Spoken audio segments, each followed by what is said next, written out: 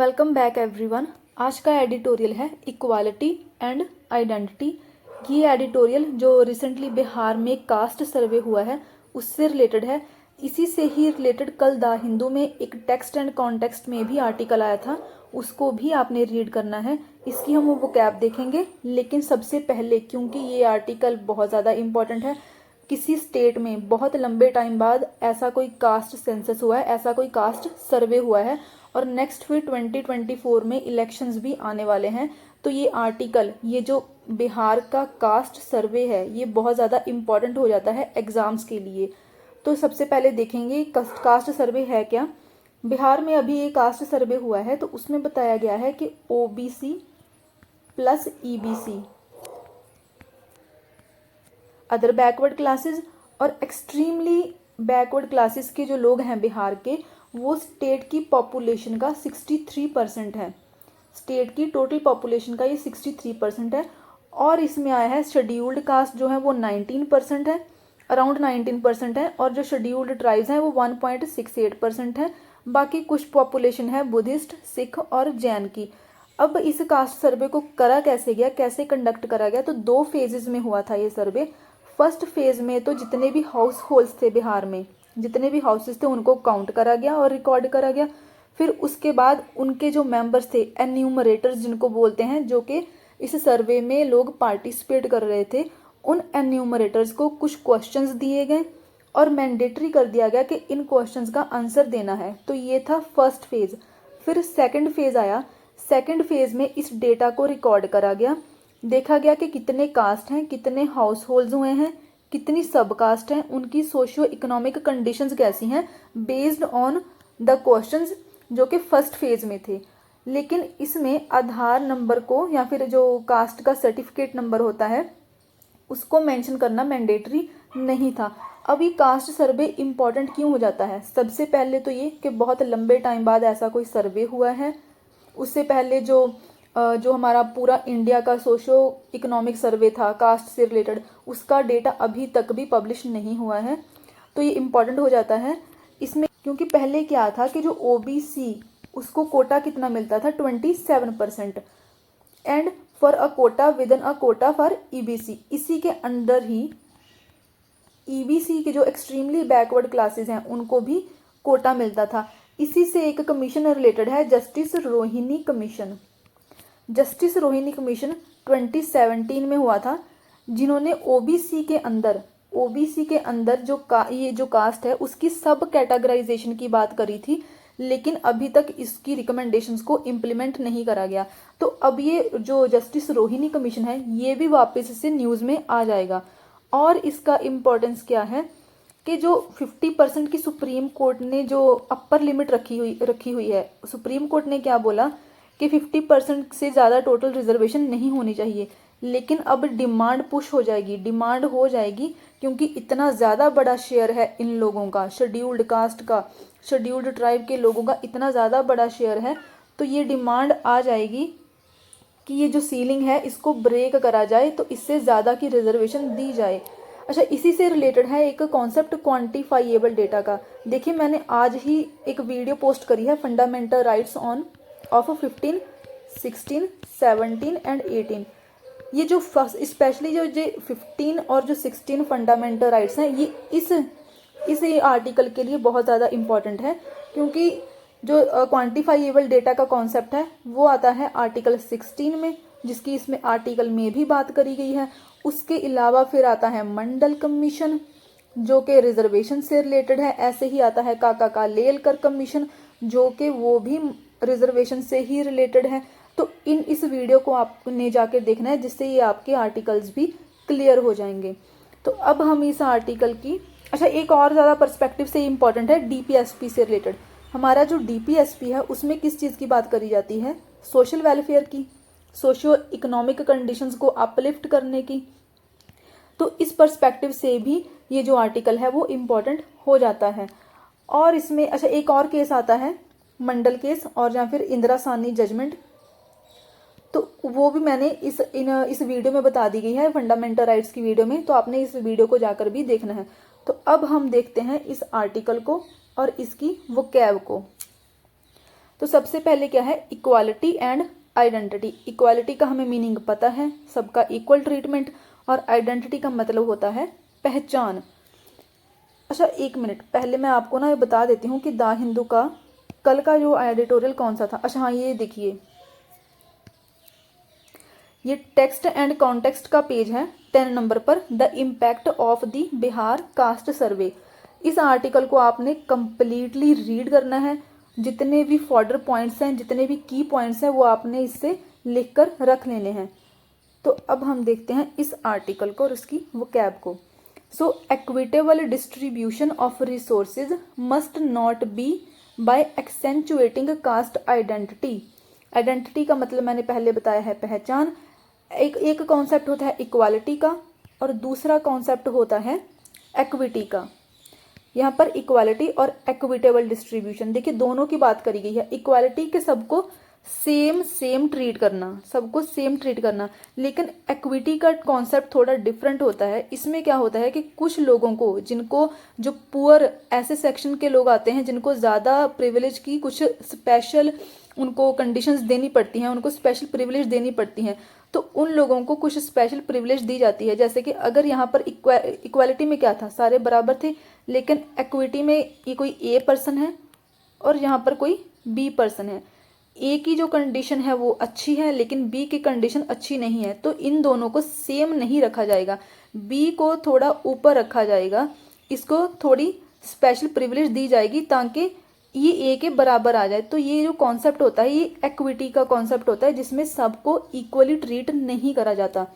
तो यहाँ पर क्या बोला है, इक्विटेबल डिस्ट्रीब्यूशन ऑफ रिसोर्सेज, ये हमारे डीपीएसबी में भी दिया गया है। Must not be by accentuating. Accentuating का मतलब होता है make more noticeable, focus attention on, give emphasis to. मतलब कि किसी चीज़ को ज़्यादा नोटिस में लेके आना या फिर किसी चीज़ पर ज़्यादा एम्फेसिस देना, किसी चीज़ को ज़्यादा इम्पोर्टेंस देना। इस लाइन का मतलब क्या है कि जो रिसोर्सेज की इक्विटेबल डिस्ट्रीब्यूशन है, वो डिस्ट्रीब्यूशन कास्ट आइडेंटिटी पर इम्फेसिस देके, कास्ट आइडेंटिटी को इम्पोर्टेंस देके वो डिस्ट्रीब्यूशन नहीं होनी चाहिए। इस चीज़ से रिलेटेड है ये आज का आर्टिकल। द सिग्निफिकेंस, सिग्निफिकेंस मतलब के importance, the significance of Bihar conducting a cast survey and publishing a caste wise count of its population is quite immense. तो फर्स्ट वर्ड है कंडक्टिंग। कंडक्ट का मतलब होता है करवाना, जैसे कि इलेक्शंस कंडक्ट करवाना, एग्जाम्स कंडक्ट करवाना। तो कंडक्ट का मतलब क्या हुआ, करवाना, इम्प्लीमेंट करवाना। जो इमेंस है, इमेंस का मतलब कि बहुत ही ज़्यादा बड़ा स्कोप होना, इंपॉर्टेंस बहुत ज़्यादा होना, सिग्निफिकेंस बहुत ज़्यादा होना, अनलिमिटेड इमेंस होना, इन्फ्लुएंस होना इस चीज़ का। तो ऑफ ग्रेट स्कोप और कॉन्सिक्वेंस, ऐसा कोई काम या फिर ऐसी कोई चीज़ जिसका रिजल्ट, जिसका कॉन्सिक्वेंस, जिसका स्कोप, जिसकी इम्पोर्टेंस बहुत ज़्यादा हो, तो उसको बोलते हैं इमेंस। तो इस लाइन का फिर मतलब क्या हुआ, the significance of Bihar conducting a cast survey and publishing a caste wise count of its population is quite immense. मतलब कि जो बिहार ने कास्ट सर्वे कंडक्ट करा है उसका सिग्निफिकेंस, उसका इम्पोर्टेंस, और जो ये सर्वे पब्लिश करा है कास्ट वाइज काउंट का, इसका जो इम्पोर्टेंस है, इसका सिग्निफिकेंस है, वो बहुत ही ज़्यादा है, उसके कॉन्सिक्वेंस भी बहुत ही ज़्यादा है। The survey which had all the trappings of a census complete with the 2 stage process of house listings. मैंने बता दिया ये पहले ही कि 2 स्टेज प्रोसेस थी, इसमें 2 फेजेस में ये हुआ था।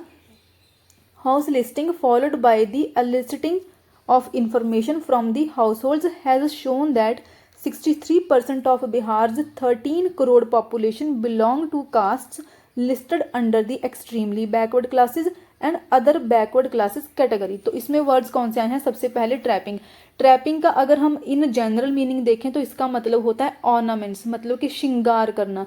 लेकिन जो इस आर्टिकल की सेंस में यूज करा गया है वो है कि इसको एक सेंसस की ट्रैपिंग दी गई। जो ये सर्वे हुआ था इसको एक सेंसस का श्रृंगार दिया गया, इसको एक सेंसस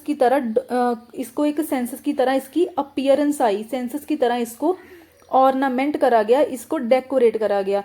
और इसका जो सिनोनिम है वो है कंपैरिजन, देखिए ये कंपैरिजन वर्ड नहीं है, ये है कंपैरिजन। कंपैरिजन भी सेम वर्ड होता है। ऑर्नामेंट मतलब कि श्रृंगार होना। दूसरा है इलिसिट, इलिसिट का मीनिंग होता है draw out, to provoke, synonym है इसका इवोक मतलब कि ब्रिंग टू लाइट। पहले तो इलिसिट, इलिसिट का मतलब है कि कोई ऐसा रिएक्शन लेके आना किसी में, कोई हमें इंफॉर्मेशन लेनी है किसी से, तो हम ऐसा रिएक्शन लेके आए जिससे वो उस इंफॉर्मेशन को हमें दे दे। टू ब्रिंग टू लाइट मतलब कि उस इंफॉर्मेशन को रिवील करना, ड्रॉ आउट करना, ये इसका सिनोनिम है। इंटाइस फोर्थ, ये भी इसका सिनोनिम है।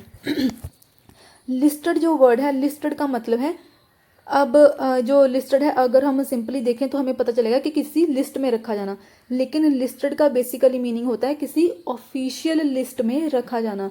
तो इस लाइन का अगर मीनिंग देखें वो क्या है, the survey which had all the trappings of a census, ये जो सर्वे हुआ था जिसको एक सेंसस के जैसे श्रृंगारा गया था, जिसका एक अपीयरेंस जो था ऐसा लग रहा था कि ये एक सेंसस ही है, तो जिसका अपीयरेंस एक सेंसस के जैसा था। Complete with a 2 stage process of house listings, जिसको कंप्लीट करा गया 2 स्टेज प्रोसेस में, 2 फेजेस में ऑफ हाउस लिस्टिंग, जिसमें हाउसेस को भी लिस्ट करा गया था।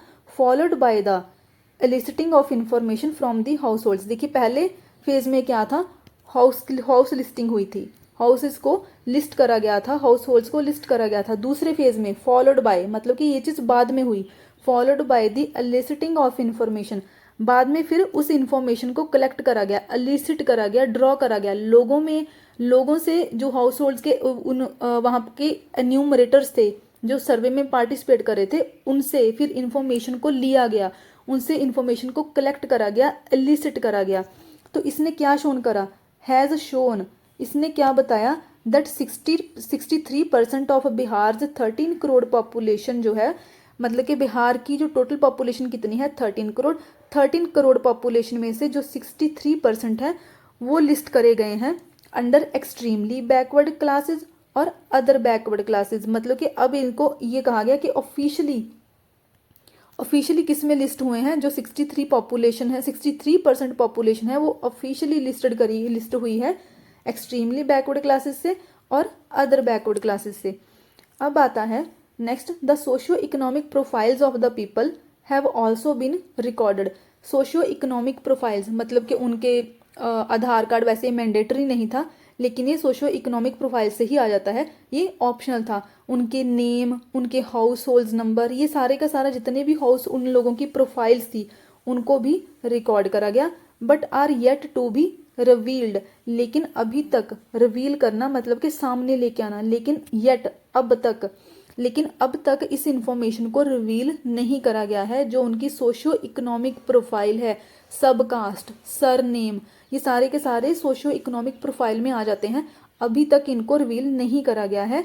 सिर्फ ये ओवरव्यू एक रिवील करा गया है कि कितनी कितनी पॉपुलेशन है, एससीज की कितनी पॉपुलेशन है बिहार में, एसटीज की कितनी है, ओबीसीज की कितनी है और ईबीसीज की कितनी है, अभी तक यही डाटा रिवील करा गया है।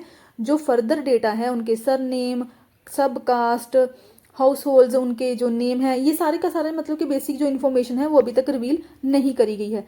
एट द नेशनल लेवल, अब इसकी इंपॉर्टेंस बताई गई है इस आर्टिकल में। At the national level it may give a boost to the political demand for a country wide caste census. Okay, इस लाइन का पहले तो गिव अ बूस्ट, बूस्ट का मतलब है पुश करना, किसी को फोर्स करना, किसी चीज़ का एनर्जी मिल जाना। तो इस चीज़ का नेशनल लेवल पर क्या इन्फ्लुएंस होगा, इस सर्वे का क्या इन्फ्लुएंस होगा नेशनल लेवल पर, इससे पुश मिलेगा, इससे बूस्ट मिलेगा पॉलिटिकल डिमांड। पॉलिटिकल डिमांड का मतलब कि लोगों की डिमांड, तो पॉलिटिकल डिमांड होगी, लोग डिमांड करेंगे कंट्री वाइड कास्ट सेंसस की। तो ये जो अभी एक सर्वे हुआ है सिर्फ बिहार में हुआ है, लेकिन नेशनल लेवल पर इससे और ज़्यादा पॉलिटिकल डिमांड उठेगी कि कास्ट सेंसस कंट्री वाइड करवाया जाए। And push the judicial discourse, discourse का मतलब होता है कोई भी डिस्कशन, ऑफिशियल डिस्कशन भी हो सकती है ये, towards reconsidering the 50% legal ceiling on the total reservation in education and government services. देखिए अब यहाँ पर भी आर्टिकल 15 और 16 इम्पॉर्टेंट है, तो आपने ये फंडामेंटल राइट की वीडियो को जाकर जरूर देखना है, क्योंकि ये जो आर्टिकल है ना ये तो करंट न्यूज़ आ गया, लेकिन यूपीएससी के लिए, इनफैक्ट किसी भी अगर वनडे एग्जाम की बात करें तो वहाँ पर भी बेसिक जो उसकी नॉलेज है, उसकी जो बैकग्राउंड है हमें पता होनी चाहिए। तो इस पूरे के पूरे आर्टिकल की बैकग्राउंड किससे रिलेटेड है? फंडामेंटल राइट से और डीपीएसपी से भी। तो आपको पहले तो इस वीडियो को जाकर जरूर देखना है, जिससे आपका जो कॉन्सेप्ट है वो क्लियर हो जाए। जस्टिस रोहिणी कमीशन क्या है, मंडल कमीशन क्या है, एम नागराज केस क्या है, क्योंकि एम नागराज केस से ही क्वांटिफाइएबल डेटा का कॉन्सेप्ट रिलेटेड है, जो कि इस आर्टिकल में भी दिया गया है। तो आपको इसको जाकर जरूर देखना है। एंड अब जाते हैं आर्टिकल पे। एंड पुश होता है कि फोर्स करना, and push the judicial discourse towards reconsidering the 50% legal ceiling on the total reservation in education and government service. तो इसका और कॉन्सिक्वेंस क्या होगा इस बिहार के सर्वे का, कि ये जुडिशियल डिस्कशन को पुश करेगा, ये फोर्स करेगा कि जुडिशियल डिस्कशन हो, जो 50% लीगल सीलिंग है उस पर, रिजर्वेशन की जो 50% लीगल जो सीलिंग है, अपर लिमिट है, उस पर जुडिशियल डिस्कशन हो एक, ताकि जो रिजर्वेशन दी गई है एजुकेशन में और गवर्नमेंट सर्विस में, उसको एक बार रिकंसिडर करा जाए, उसको फिर से एक बार देखा जाए। क्योंकि इसमें अब डिमांड ये जरूर आएगी कि इस 50% सीलिंग को ब्रेक कर दिया जाए, क्योंकि अगर 63% शेयर है इन लोगों का, ओबीसीज ईबीसीज जो एससीज हैं उनका 90%, अराउंड 20% पॉपुलेशन है। तो यहाँ पर एक ये जो वर्ड यूज़ करा है हिंदुत्वा, ये आपने मेंस के लिए देखना है कि इसका मतलब क्या होता है। तो इसको, इस कॉन्सेप्ट को भी ये अब इन्फ्लुएंस करेगा। तो नेक्स्ट लाइन इस आर्टिकल की क्या कहती है?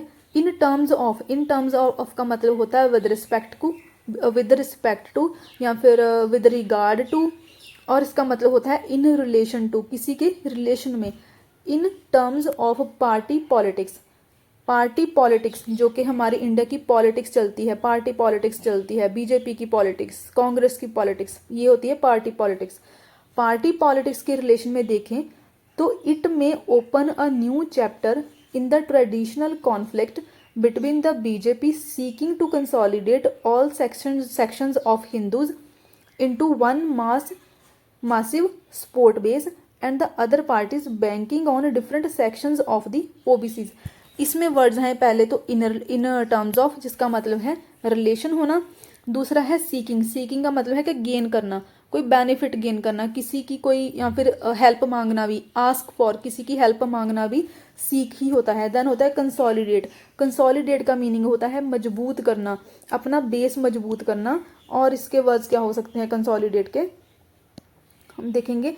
To unite into one system और होल, कंबाइन करना, इकट्ठा करना, एक सिस्टम में इकट्ठा कर देना, यूनाइट कर देना। स्ट्रेंथन करना, मजबूत करना। टू, अच्छा ये आपने इसका सिनोनिम याद रखना है, कोहेरेंट का मतलब भी होता है मजबूत करना, फर्म करना। टू बिकम सॉलिडिफाइड और यूनाइटेड, इकट्ठे हो जाना। तो ये रहा कंसोलिडेट। बैंक ऑन का बैंकिंग ऑन, ये है बैंक ऑन का मतलब होता है किसी के ऊपर डिपेंड करना, किसी का सहारा लेना। और इसका सिनोनिम होता है काउंट ऑन, और एक मैंने शायद सिनोनिम लिखा हुआ था इसका, yes, to rely on someone. To rely on और काउंट ऑन इसका सिनोनिम है, और बैंक ऑन का मीनिंग होता है किसी के ऊपर डिपेंड करना। तो अब इस लाइन का मतलब क्या है? अगर पार्टी पॉलिटिक्स के रिलेशन में देखें, in terms of party politics, ये जो सर्वे है एक न्यू चैप्टर ओपन कर देगा, किस चीज़ में? जो कि एक ट्रेडिशनल कॉन्फ्लिक्ट चल रहा है between BJP seeking to consolidate all sections of Hindus into one massive support base. देखिए जो बीजेपी का, यहाँ पर कोई किसी भी पार्टी को मैं सपोर्ट नहीं कर रही, इन जनरल बता रही हूँ, जो बीजेपी का इलेक्शंस के लिए सपोर्ट बेस है, जो उनका सपोर्ट है वो कौन है? वो है ये हिंदुत्व कॉन्सेप्ट, हिंदूज। तो इसमें क्या हुआ है, अब इस सेंसस की इस सर्वे की वजह से क्या हो जाएगा कि एक ट्रेडिशनल जो कॉन्फ्लिक्ट है वो, उसमें एक नया चैप्टर ओपन हो जाएगा कि बीजेपी, नया चैप्टर कौन सा ओपन होगा? बीजेपी जो कि हिंदूज को कंसोलिडेट कर रही है एक सेक्शन में, एक वन मासिव सपोर्ट बेस में, जो हिंदूज को कंसोलिडेट कर रही है, हिंदूज को साथ में लेके आ रही है, प्लस और किसके साथ ये जो कॉन्फ्लिक्ट होगा? बीजेपी के बीच में और जो बाकी की पार्टीज, अदर पार्टीज जो कि ओबीसीज के ऊपर रिलाई कर रही हैं इलेक्शंस के लिए, जो ओबीसीज के ऊपर डिपेंड कर रही हैं, बैंक ऑन कर रही हैं, तो इससे ये कॉन्फ्लिक्ट फिर से ओपन हो जाएगा। नेक्स्ट लाइन क्या कहती है, at a time. At a time का मतलब कि ऐसे टाइम पर, at a time when Hindutva, इस कॉन्सेप्ट को आप देखना है। ये देखिए मैंने यहाँ पर हाईलाइट भी करा हुआ है, ये क्वांटिफाइएबल डेटा। और इसके बाद आपने क्वांटिफाइएबल डेटा को भी देखना है, ये आपको वीडियो में ही समझ आ जाएगा। ये एम नागराज केस से रिलेटेड है। और दूसरा आपने देखना है 2011 का socio economic and caste census, इससे रिलेटेड भी थोड़ा आपको देख लेना है कि ये है क्या। तो अब at a time when Hindutva is seen to have trumped parties that banked on OBC assertion, influential social groups may now sense an opportunity to leverage their size to get their interest advanced by the political class। इसमें words आए हैं सबसे पहले तो trumped. Trump का मतलब होता है आउटवे करना, किसी से ज़्यादा स्ट्रॉन्ग होना, या फिर किसी को डिफीट कर देना, किसी को हरा देना। To get the better off, to get the better off का मतलब भी होता है किसी को हरा देना और बहुत बुरे से हराना। असर्शन, असर्शन का मीनिंग होता है, ये मैंने हिंदी में लिखा हुआ है, बल देकर कहना, क्योंकि अगर इंग्लिश के मीनिंग्स देखूं तो इसके मुझे थोड़े और डिफिकल्ट लग रहे थे कि उनको कैसे समझाऊं। असर्शन का मतलब होता है कि किसी ऐसी बात जिसको बहुत ज़्यादा एम्फेसाइज कर कर बताना, बहुत ज़्यादा उसको इम्पोर्टेंस दे के बताना, तो कोई बल देकर कहना। देन उसके बाद जो वर्ड है वो है लेवरेज। लेवरेज का मतलब होता है यूज़ करना, किसी को मैन्युपुलेट करना और किसी का फुल एडवांटेज लेना, बेसिकली यूज करना अपने फायदे के लिए। To get their interest advanced, advance का मतलब होता है बढ़ाना, तो अपने इंटरेस्ट को आगे लेकर जाना, अपने इंटरेस्ट की बात करना, अपने इंटरेस्ट को एडवांस करना। नेक्स्ट इसमें वर्ड्स क्या है, इसमें नेक्स्ट वर्ड है यूटिलाइज। यूटिलाइज का मतलब होता है यूज करना। ओके, तो ये लाइन क्या कहती है, at a time when Hindutva is seen to have trumped parties that banked on OBC assertion, मतलब कि ऐसे टाइम पर जब हिंदुत्व कॉन्सेप्ट ने उन पार्टीज को हरा दिया, डिफीट कर दिया, ट्रम्प कर दिया, जो कि ओबीसी असर्शन पर चल रही थी। हिंदुत्व कॉन्सेप्ट ने पहले क्या कर दिया, पहले ऐसी पार्टीज को हरा दिया जो कि ओबीसी के ऊपर, ओबीसी असर्शन के ऊपर रिलाई कर रही थी, उसके ऊपर डिपेंड कर रही थी, बैंक ऑन कर रही थी। Influential social groups may now, पहले तो ऐसा हो रहा था कि पार्टीज, ये हिंदुत्व कॉन्सेप्ट ने इन पार्टीज को हरा दिया जो कि ओबीसी असर्शन के ऊपर डिपेंड कर रही थी। अब क्या होगा, अब क्या होगा, influential social groups may now sense an opportunity to leverage their size to get their interest advanced by political class. Okay, तो अब क्या होगा, अब जो इन्फ्लुएंशियल सोशल ग्रुप्स होंगे, ज़्यादा बिग शॉट्स, ज़्यादा जो इम्पोर्टेंट इन्फ्लुएंशियल सोशल ग्रुप्स होंगे, अब उनको एक अपॉर्चुनिटी मिल गई है, दे सेंस्ड एन अपॉर्चुनिटी, कि वो अपने इंटरेस्ट को बढ़ा सकती हैं, अपने इंटरेस्ट को वो इंक्रीज कर सकती हैं, एडवांस कर सकती हैं बाय द पॉलिटिकल क्लास। अब ये जो इन्फ्लुएंशियल ग्रुप्स हैं वो कौन से इन्फ्लुएंशियल ग्रुप्स हैं, जो कि अदर पार्टीज के ग्रुप हैं। हिंदुत्व वाली पार्टी को छोड़कर, बीजेपी की पार्टी को छोड़कर, जो बाकी की पार्टीज हैं जो कि ओबीसी पर रिलाई कर रही थी, अब उन पार्टीज के जो इन्फ्लुएंशियल ग्रुप्स होंगे, अब वो अपने इंटरेस्ट को लेवरेज कर सकते हैं, अपने इंटरेस्ट को एडवांस कर सकते हैं। ऑन द लीगल साइड, अगर लीगल साइड पर देखें, the numbers may be utilized to present the sort of quantifiable data that the judiciary has been asking for to justify the levels of reservation obtaining in various states। तो इसमें क्या बोला गया है कि ये तो हो गया पॉलिटिकल साइड पर। अगर लीगल साइड पर देखें, जितने भी इस सर्वे में नंबर्स आए हैं उनको यूटिलाइज करा जा सकता है, उनको यूज करा जा सकता है to present the sort of quantifiable data. Judiciary ने एम नागराज केस के बाद, देखिए यहाँ पर एम नागराज केस अब बहुत ज़्यादा इंपॉर्टेंट हो जाता है, क्योंकि क्वांटिफाइएबल डेटा की जो बात है वो एम नागराज केस में ही करी गई थी। तो जुडिशरी ने एम नागराज केस में क्या कहा था कि आप जो रिजर्वेशन दे रहे हो, जितनी ज़्यादा रिजर्वेशन दे रहे हो, उससे रिलेटेड स्टेट्स के पास एक क्वांटिफाइएबल डेटा होना चाहिए और उस क्वांटिफाइएबल डेटा से ये प्रूव होना चाहिए कि जितनी भी जो रिजर्वेशन दी जा रही है वो एक्सट्रीमली बैकवर्ड क्लासेस को ही दी जा रही है, मतलब कि उस रिजर्वेशन का कोई मिसयूज नहीं हो रहा है। इससे रिलेटेड स्टेट्स के पास एक क्वांटिफाइएबल डेटा होना चाहिए। तो आपने वो वीडियो जाकर जरूर देखनी है, फंडामेंटल राइट्स की आर्टिकल 15-16।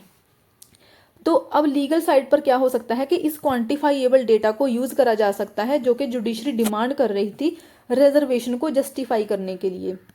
नेक्स्ट इस आर्टिकल में क्या बोला गया है, बिहार एक्सरसाइज। ये एक्सरसाइज वो दूसरी एक्सरसाइज नहीं है, एक्सरसाइज यहाँ पर है एक एक्शन, एक प्रैक्टिस। बिहार का ये जो एक्शन है, ये कास्ट सर्वे का जो एक्शन है, मार्क्स अ प्रेसिडेंट। प्रेसिडेंट का मतलब होता है एक उदाहरण, एक एग्जाम्पल, ऐसी एग्जाम्पल जिसको फ्यूचर में भी यूज करा जा सकता है। So Bihar exercise marks a precedent on how a caste count should be conducted. तो ये जो बिहार का कास्ट सेंसस था, कास्ट सर्वे था, इसने एक एग्जाम्पल सेट कर दी है, मार्क कर दिया है, एक एग्जाम्पल, एक प्रेसिडेंट सेट कर दिया है कि कास्ट काउंट को कैसे कंडक्ट करा जाना चाहिए, कास्ट काउंट को कैसे करवाया जाना चाहिए। द मेथडोलॉजी, जो मेथड यूज कराया जाना, the methodology included giving a code to each of the 214 caste in the states list of caste. Method क्या था, मैंने पहले भी बता दिया था, वैसे तो 2 फेजेस में हुआ था, लेकिन इसमें एक ओवरऑल मैथडोलॉजी दी गई है इस आर्टिकल में, कि जो मैथडोलॉजी थी उसमें क्या था कि जो बिहार की, जो स्टेट की लिस्ट ऑफ कास्ट है, स्टेट की कुछ कास्ट होंगी जो कि लिस्टेड कास्ट हैं, ऑफिशियल कास्ट होंगी, उन कास्ट में जितनी भी 214 कास्ट थी, उन कास्ट को एक कोड दे दिया गया। नेक्स्ट क्या इसमें बोला गया है, the sub cast and sects. Sect होता है एक, ये रिलीजन से रिलेटेड होता है जनरली, एक रिलीजियस सेक्ट का होना, जैसे कि एक बुद्धिस्ट सेक्ट हो गया, या फिर एक सिखिज्म का सेक्ट, रिलीजन से related. Subcaste and sects were identified in advance and subsumed under a broader caste name. Subsume का मतलब होता है अपने अंदर समा लेना, कंटेन करना, इंक्लूड करना। तो इस सर्वे से क्या हुआ कि जितनी भी सब कास्ट थी और जितने भी सेक्ट थे उनको आइडेंटिफाई करा गया, उनकी पहचान करी गई, पहले ही इन एडवांस में ही उनकी पहचान कर ली गई और उनको सबज्यूम कर दिया गया। उनको किसके अंदर रख दिया गया, एक ब्रॉडर कास्ट नेम के अंदर। पहले तो क्या हुआ कि जितनी भी 214 कास्ट थी स्टेट की लिस्ट, जो लिस्टेड कास्ट में से जितनी भी 214 कास्ट थी उनको एक कोड दिया गया। फिर उसके बाद जितनी भी सब कास्ट और सेक्ट थे उनको आइडेंटिफाई करा गया एडवांस में ही, और उनको एक ब्रॉडर कास्ट, एक अम्ब्रेला टर्म दे दी गई कास्ट की, और जितने भी फिर वो सब कास्ट थी और जितने भी सेक्ट थे उनको इस अम्ब्रेला टर्म के अंदर, इस ब्रॉडर कास्ट नेम के अंदर रख दिया गया। This meant that the enumerators मैंने पहले बता दिया कि ऐसे लोग जो इसमें पार्टिसिपेट कर रहे थे इस सर्वे में। This meant that the enumerators could assign a code to any caste name given by a respondent. Respondent होता है आंसर देने वाला। तो इसका मतलब क्या था कि जितने भी एन्यूमरेटर्स होंगे वो किसी भी कास्ट को एक कोड दे सकते थे, कोड असाइन कर सकते थे। पहले क्या करा गया था कि सारी की सारी जितनी भी कास्ट थी उनको एक कोड दिया गया था ना, तो अब जो एन्यूमरेटर्स थे वो इस कोड को किसी भी कास्ट को असाइन कर सकते थे। A major reason for the union government not releasing the caste related details of its 2011 socio economic caste census was that the data it yielded was too confusing and unwieldy। yielded का मतलब होता है किसी चीज का result आना, yield word है ये, कि कोई रिजल्ट आना, और अनविल्डी का मतलब होता है वीक होना या फिर बहुत ज़्यादा, मतलब कि ऐसी चीज़ जो कि मिसमैनेज्ड हो, प्रॉपरली मैनेज ना करी गई हो, प्रॉपरली ऑपरेट ना करी गई हो। तो ये जो कास्ट सर्वे आया था पहले 2011 socio economic and caste census, इसको मेजर रीजन क्या था कि यूनियन गवर्नमेंट ने इसका कास्ट रिलेटेड डेटा रिलीज नहीं करा था। कास्ट रिलेटेड इस जो सेंसस था इसमें जितनी भी कास्ट रिलेटेड डिटेल्स थी यूनियन गवर्नमेंट ने उसको रिलीज नहीं करा, उसको पब्लिश नहीं करा। इसका मेजर रीजन क्या था कि इस जो सेंसस था उसमें जितना भी डेटा रिजल्ट आया था वो सारे का सारा डेटा बहुत ही ज़्यादा कन्फ्यूजिंग था, अनवील्डी था, मतलब कि सारे का सारा जितना भी डेटा था वो बहुत ही ज़्यादा मिसमैनेज था, प्रॉपरली उसको मैनेज नहीं करा गया था।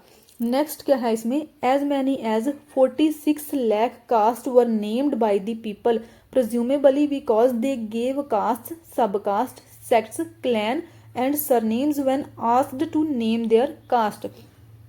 इसमें वर्ड्स आते हैं एज मैनी एज।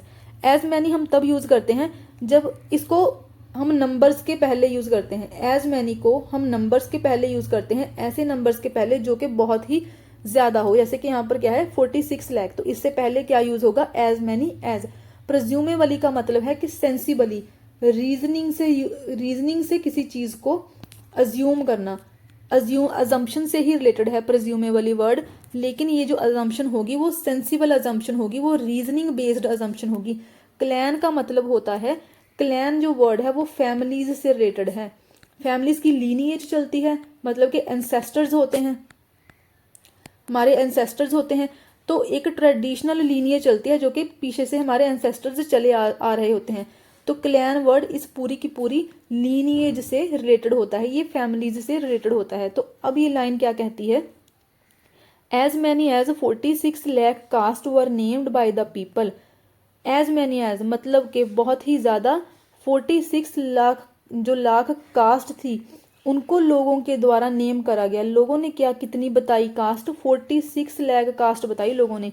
प्रेज्यूमेबली बिकॉज, प्रेज्यूमेबली का मतलब कि ऐसी रीजनिंग हमें ये पता चल रहा है सोचने पर, अगर हम रीजनिंग करें तो इतनी ज्यादा कास्ट क्यों निकल के आई, क्योंकि बिकॉज दे गेव, लोगों ने कितने, लोगों ने क्या दिया, लोगों ने अपनी कास्ट की इंफॉर्मेशन भी दी, सब कास्ट की इंफॉर्मेशन भी दी उन्होंने अपने सेक्ट भी बताए, क्लैन भी बताए और सरनेम भी बताए जब उनको कास्ट से रिलेटेड उनसे इंफॉर्मेशन पूछी गई। When asked to name their caste, तो उन्होंने ये सारी की सारी इंफॉर्मेशन बताई, इसी वजह से ही ये इतना बड़ा नंबर निकल के आया 46 लाख कास्ट का।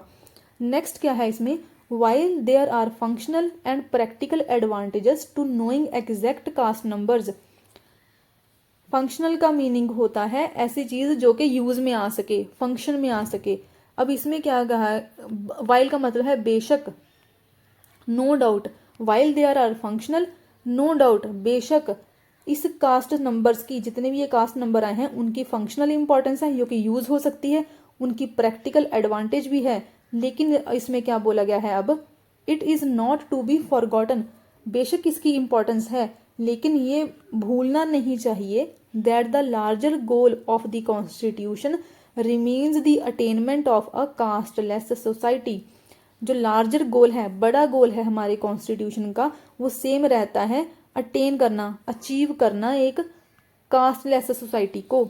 अफर्मेटिव एक्शन देखिए, अब यहाँ पर अफर्मेटिव एक्शन जो कि रिजर्वेशन से रिलेटेड है ये भी है, तो आर्टिकल आपने 15-16 जरूर देखना है। इस वीडियो को जाकर, फंडामेंटल राइट्स की वीडियो को जाकर मैं पिन कर दूंगी, आप इसको डिस्क्रिप्शन में इसका लिंक होगा, आप जरूर देखना, क्योंकि ये जो पूरे का पूरा आर्टिकल है ना ये फंडामेंटल राइट्स से ही रिलेटेड है। आर्टिकल 15-16 DPSP, तो ये जो अब ये जो फंडामेंटल राइट्स 15-16, मंडल कमीशन है, justice Rohini commission, M Nagraj case, ये काका कालेलकर कमीशन, ये सारे के सारे अब एग्जाम के लिए बहुत ही ज्यादा इंपॉर्टेंट हो जाते हैं। So the affirmative action Indeed बेशक, हेल्प्स एड्रेस, एड्रेस का मतलब है डील करना, इनएक्विटी को डील करने के लिए in society. Affirmative action indeed helps address inequities in society. जो रिजर्वेशन है वो बेशक इनएक्विटीज को, इनइक्वालिटीज को सोसाइटी में एड्रेस करता है, उनसे डील करता है। The state must also look for ways to ensure equality of opportunity. चाहे अफर्मेटिव एक्शन, चाहे रिजर्वेशन इनएक्विटी से डील करती है, लेकिन स्टेट को ऐसे वे भी ढूंढने चाहिए, लुक फॉर वेज, जिससे इक्वालिटी ऑफ अपॉर्चुनिटी इंश्योर हो सके, जिससे equitable distribution of resources ensure हो सके। मतलब कि रिजर्वेशन तो जरूरी है ही, लेकिन इक्वालिटी ऑफ अपॉर्चुनिटी भी जरूरी है और इक्विटेबल डिस्ट्रीब्यूशन ऑफ रिसोर्सेज भी जरूरी है, विदाउट एक्सेंचुएटिंग कास्ट आइडेंटिटी। ये जो दोनों चीजें हैं, equality of opportunity and equitable distribution, इनकी जो इंपॉर्टेंस है वो कास्ट आइडेंटिटी से रिलेटेड नहीं होनी चाहिए। कास्ट आइडेंटिटी से कास्ट आइडेंटिटी पर एम्फेसिस दे के एक्सेंचुएट करके ये चीज़ें नहीं होनी चाहिए। So this was all about this article. Please like share and subscribe and go and watch the video of fundamental rights. इसके साथ ही आपने कल का द हिंदू का टेक्स्ट एंड कॉन्टेक्स्ट का आर्टिकल भी देख लेना है, जो कि इस बिहार कास्ट सर्वे से ही रिलेटेड है। So thank you, that's all for today.